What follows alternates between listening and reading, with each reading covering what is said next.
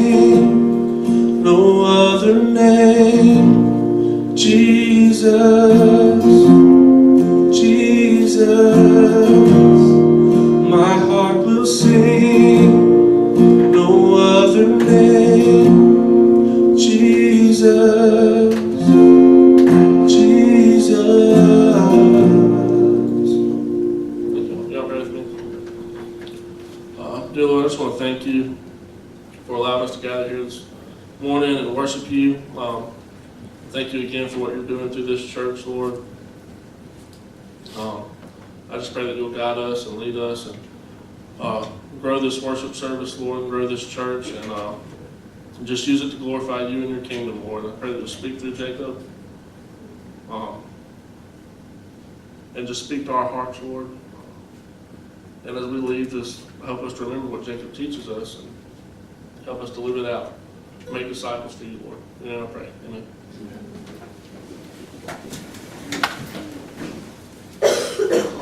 Awesome. Well, it is so great to see all your lovely faces here this morning. You guys don't sound too excited, so you know. Amen. You know, it's like 9:15, but like, you guys good? We need to like do some stretches or something. I think it's really funny. I just like how it was like spread out, so you try to look at everyone after the comments. Anyway, I'm having fun today. It's a good day for me. I'm loving this cold weather. Can you get an amen? Woo! I got 2 amens. Work in progress. I love it. Also, I have a very dry mouth this morning. I don't know why. It's okay. It's probably dry weather. You can blame whatever you want. So I'll be sipping water. So if you want water, there's a water fountain right there. It's coffee. Probably things like that. But it's fun. This is week 3 of our great contemporary service trial run that we're doing. So I'm really excited for that. Have a lot of fun. Really appreciate Christian coming up here and leading worship and stuff like that. It's really good. We're going to focus on short, simple Bible stories that you can teach people around you, which is how we make disciples. So that's what we try to do. We try to build people up in the church. So the first week I spoke on Mary and Martha. Really great story. Love it to death. Christian did the Good Samaritan. Another great story. Love it to death. So we're back in Matthew in chapter 26 if you have a Bible. Another great story. Whew. It is coming pretty close before Jesus' death and resurrection. Hallelujah. But he's coming, and this is the point where he's being anointed. It's really awesome how the story unfolds. So I'm just going to read through it real quick. Matthew 26, starting in verse 6. Got it. It says, "Now when Jesus was in Bethany, at the home of Simon the leper, a woman came to him with an alabaster vial of very costly perfume, and she poured it on his head as he reclined at the table. But the disciples were indignant when they saw this, and they said, 'Why this waste? For this perfume might have been sold at a high price, and the money given to the poor.' But Jesus, aware of this, said to them, 'Why do you bother the woman? For she has done a good deed to me. For you always have the poor with you, but you do not always have me. For when she poured this perfume on my body, she did it to prepare me for my burial. Truly I say to you, whenever this gospel is preached in the whole world, what this woman has done will also be spoken of in her memory.'" Really awesome story here. Love it to death. Get to this one point where you got this woman, and she has this awesome perfume, very costly. I'm using the New American Standard version. Me and Christian were laughing about this earlier. I was like, "So I'm using the New American Standard." He was like, "Whoa, easy guys." And we're in a Baptist church. But it was fun though. We're having fun with different translations of the Bible.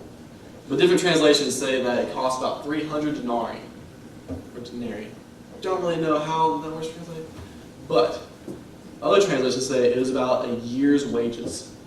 So she could have sold this perfume and literally supported herself for an entire year. Which is a pretty long time. I mean, I would make minimum wage part-time at a daycare, okay? And I'm not going to sell something and have all that money right now. It'd be very helpful. So this woman, the point of this is that she is giving one of her most valuable, if not her most valuable earthly item, and she is literally giving it to Jesus. Really huge point she's making right there. Another story we come to, we're not going to read it right now, but the story of the rich young ruler. It's a really great story. I love teaching from it. It's a great point. You have this guy, he's just super rich, ruler, he's young, killing the game, he's having fun in life. But he goes away sad at the end of the story because Jesus tells him to sell all his possessions and give it to the poor. Because he had such a connection, such a love for his possessions that it was overshadowing his love for Christ. And that's a huge no-no because the gospel. Don't do that ever. But this woman, coming with this perfume, puts it on Jesus, gives her most valuable thing. She's proving that her love for Jesus is way greater than her love for earthly things. Which is really important. I told my dad, back there in the tie, I told him I was going to pick on him today. Because last week, if you were not in his service, he brought out one of his treasures. I have known this man for 20 years. Almost like 20 and a half. He's like, "I got this great thing right here. Jacob probably doesn't know what it is." 20 years, I've known this man. He pulls out this weird object, sets it on the pulpit, and it weighs about 40 to 50 pounds. I was like, okay, maybe I have a couple ideas, like it might be this, might be this. He pulls the towel away, he said, "This is my piece of dinosaur bone." Known the man for 20 years, and he has a piece of dinosaur bone. Has never told me. Not once. Jacob, I got this dinosaur bone right here. That's cool. I was a kid, I loved dinosaurs, just to play with them. 20 years! Dinosaur bone. It's going to take me a while just to get over that, because I was just like, if you were there, it was really, it was really funny. He brought it out And I'm just sitting in the sound booth just trying to figure out what it is. And I think only one person heard me. I think it was Ashley Creel. She's the only person who heard me. As he brought it out, he's like, it's a dinosaur bone. And you just hear like a faint little sound in the back of the sound booth. I go, what? And I was like this in the back. And she turns around and looks at me. I'm just like, what? Dinosaur bone? He has this earthly treasure. But his whole point behind it is he'll let you see the dinosaur bone as far as I'm concerned. He'll let you see the dinosaur bone as long as he can tell you about his greatest treasure, and that's Jesus. Really awesome thing. So I'm messing with him, so I brought one of my treasures. It's over here. It is not 40 to 50 pounds.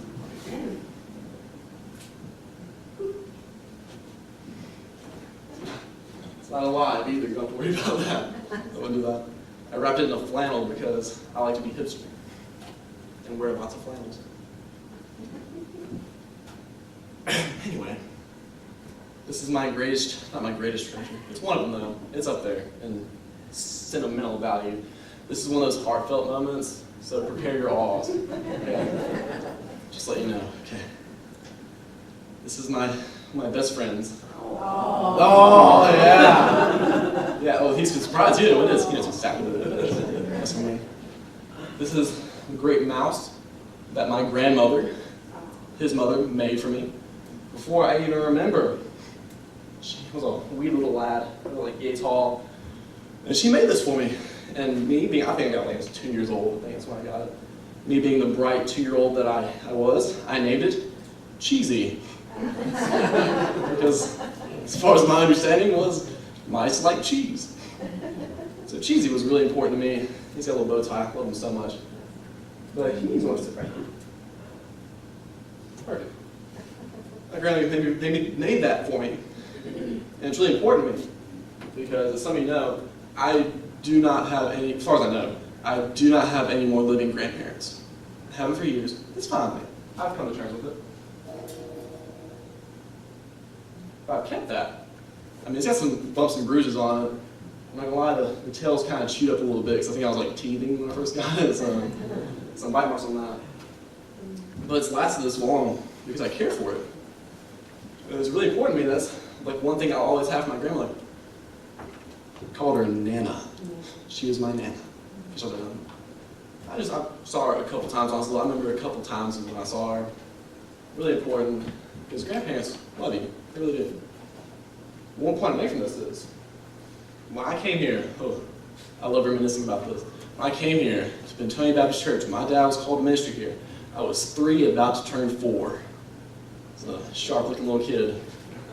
Chubby cheeks. Had like very bright, short blonde hair. Loved him. That man with the beard is Christian Osborne. He's my best friend. I remember the first day I saw him. I'll tell you the story because it's just fun. Okay, so over here on this side of the church, there's like this little concrete area, something like that. There's the little water ditch, drainage ditch, something like that going on. There's like a little area of concrete sitting right there that's separated from everything else. And we drove up, and we pulled into our glorious Dodge white van with like blue stripe down the side. Oh, man, I love that van. Don't have it anymore. Pulled in the front of the church, we walked around the sides. I remember Christian just riding his bicycle in this little tiny circle. That's all he did. He didn't change pattern.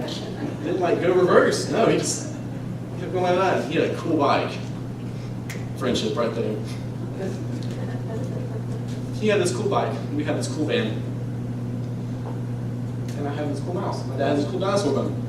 But all those are earthly treasures. None of those are going to last eternally. That's the point I'm trying to make. And my grandmother had such great love. Because I know Stephen, my other brother, he has one similar to this as a dog. Don't know if Joe has one. He might. I have never seen it. Don't know.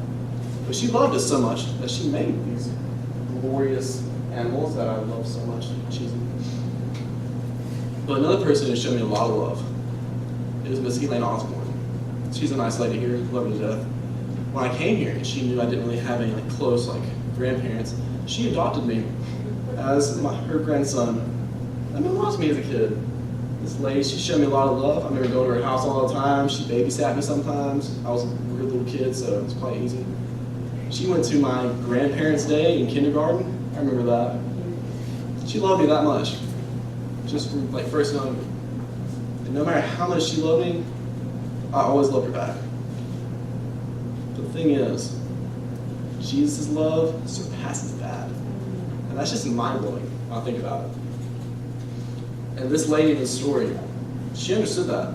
She understood that Jesus is over all. Literally nothing surpasses him, nothing overcomes him. But Jesus is like top dog, and that's what she knew. She knew that all her earthly possessions meant nothing to Jesus. And it doesn't say in the story that she tried to impress the disciples at first. She wasn't like, hey, look at this thing right here. It's worth like a year's wages. On Jesus. They didn't do that. Or she didn't do that. But instead, it said, and also it doesn't say that she like bragged about it at all. She didn't even mention it. She just gave what she had to Jesus. I know it's easy in life to get caught up in earthly possessions. And got caught in like a nice house, a nice car.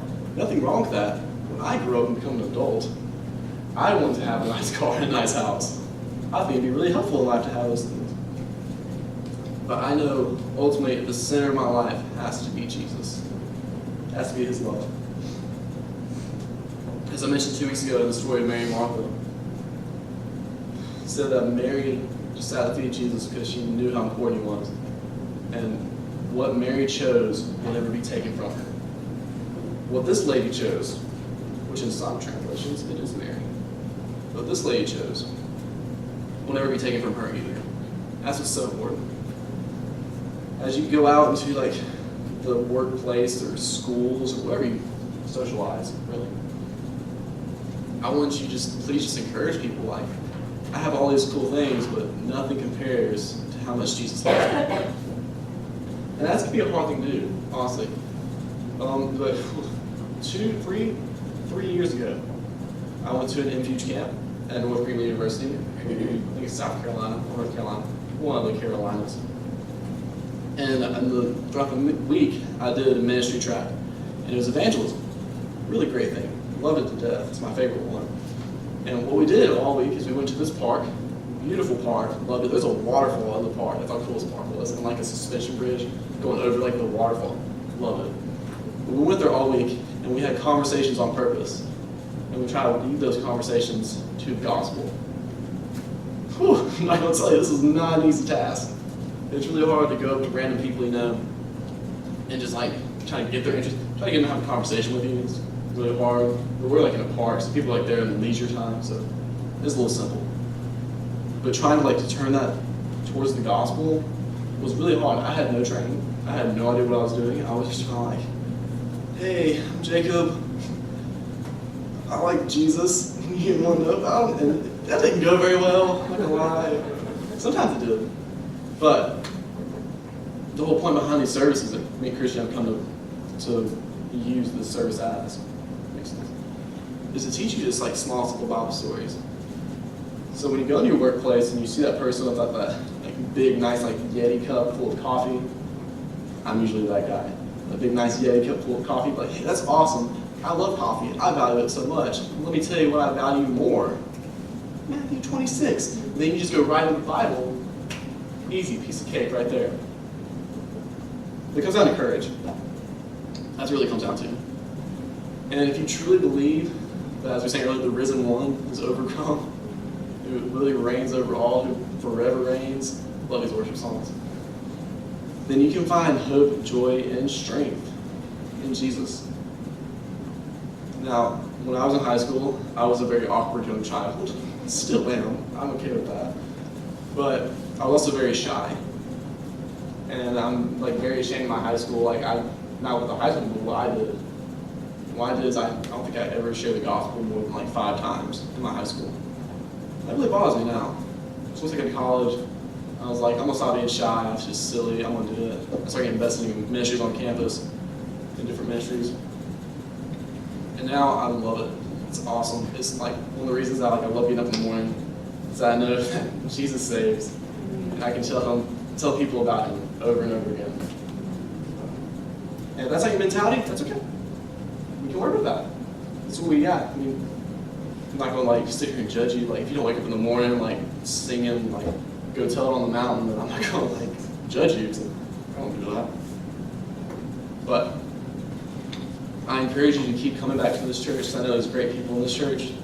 I know there's great like small groups and Sunday schools and stuff like that, but they teach you the gospel. They'll teach you the Bible. And even if you come to like our later service when the actual ordained minister speaks instead of me, he does a great job, believe it or not. He's been doing this for a while. He's good at what he does.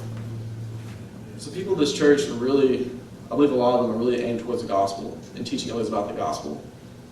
But the problem with that is that we get comfortable in our fellowship hall and our sanctuary, and we forget to take it out into the world. So I really just challenge you to go through the story, which I didn't go through it like very deeply, really in depth. But you don't have to either when you're teaching others. You literally just have to show the fact. That's what I would do. You just show the fact that there was this very expensive item that this person really cherished, because I mean she still had it for a while. And she sacrificed it for Jesus. Because Jesus sacrificed for you. Ooh, you see how that like flip right there? Ooh, that was fun, wasn't it? That got me. Chills. But this is literally all I really have, because I just wish to teach you simple Bible stories about the gospel, so this is what we're going to do. If this is okay with you guys. That's what I like doing. But here's the thing. You can't just listen to my little story and just go off and laugh and judge me later because I look silly. I'm okay with that. You can. But I really just want you, like, at least like once this week, just try to like change the conversation to lead towards the gospel. If you can do that just that once, you'll find the next time it gets easier and easier and easier. If you stay faithful, then God's with you. And that's what's awesome about the gospel. I'm going to pray for us real quick, and then a couple announcements. Let's get it. Heavenly Father, I just want to thank you first off for this great weather. I love cold weather. I thank you so much for it. I want to thank you for this group of people that are here right now, that they just sacrifice time out of their day to come here and just hear a simple Bible story that they can teach others about. I pray as we continue this day throughout our church, that you bless all the different ministries and all different small groups and services and just conversations that we have here, and that our conversations will lead others towards Jesus. Not because of what we can do or what we can say, but because of what you've already done. I just want to thank you so much just for sending Jesus for us. Please give the Christ-like attitude the rest of the week, and just keep loving us. We'll keep loving you. I always ask in Jesus' name, amen. Awesome! That was fun. I had a lot of fun. Well, first off, we do have an offering here. It goes back to the church. It doesn't fund us at all. So, don't do that. But offering, if you don't want to give, you can go to Sunday school and give. You can go to the traditional service and give. But I encourage you to stay for Sunday school. And if you plug in the small group, you don't know where to go, ask me. Ask the guys wearing ties. They're usually up there in the ranking. But I encourage you all to come back next week. I think Christian's speaking. He gave me a slight nod, so I'll take that as a yes. So you're dismissed. We have coffee, we have muffins. I love muffins. And we have conversation.